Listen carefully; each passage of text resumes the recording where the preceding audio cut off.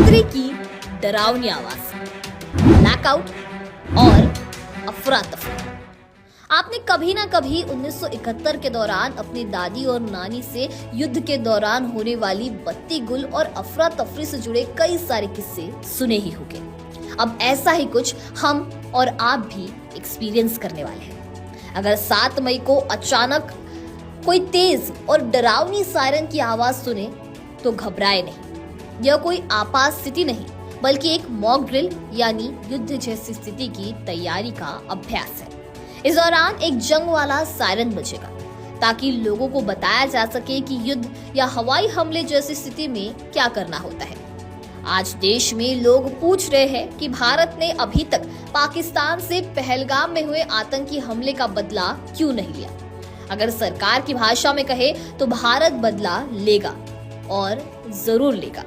और कहा जा रहा है कि इसी की तैयारी के लिए पूरे देश में कल यानी 7 मई को मॉक ड्रिल कराई जाएगी। लेकिन इन सब के बीच आपका ये जानना बेहद जरूरी है कि आखिर मॉक ड्रिल होती क्या है, सायरन क्या होता है, ये कहाँ लगाए जाते हैं, इनकी आवाज कैसी होती है, कितनी दूर तक सुनाई देती है, देश के किन जिलों में मॉक ड्रिल होने वाली है और जब ये बजता है तो लोगों को क्या करना चाहिए। साथ ही हवाई हमले का सायरन बजते ही लाइट क्यों बंद करना होता है। ऐसे 5 जरूरी सवालों का जवाब देंगे इस वीडियो के जरिए।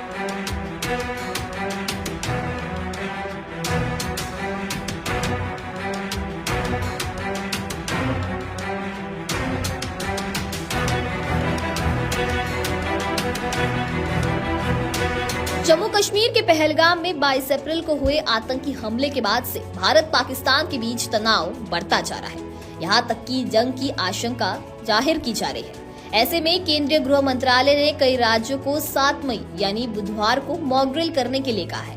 मकसद यह है कि अगर युद्ध या ऐसे इमरजेंसी हालात बने तो अपने देश के नागरिकों को बचाया जा सके। गृह मंत्रालय सूत्रों ने बताया कि मंत्रालय ने अपने निर्देशों में हमला होने की स्थिति में 5 पॉइंट पर जोर दिया है। इस मॉक ड्रिल में लोगों को जागरूक किया जाएगा कि हवाई हमला होने पर क्या करें, ब्लैकआउट यानी बत्ती गुल होने या ऐसे ही अन्य हालात पर क्या कदम उठाएं और किस तरह से अपनी सुरक्षा की जाए। नागरिकों की सुरक्षा सुनिश्चित करने के उद्देश्य से ही लोगों को जागरूक करने वाली यह मॉक ड्रिल करने को कहा गया है। यहाँ आपको बता दें कि मॉक ड्रिल एक तरह का अभ्यास होता है।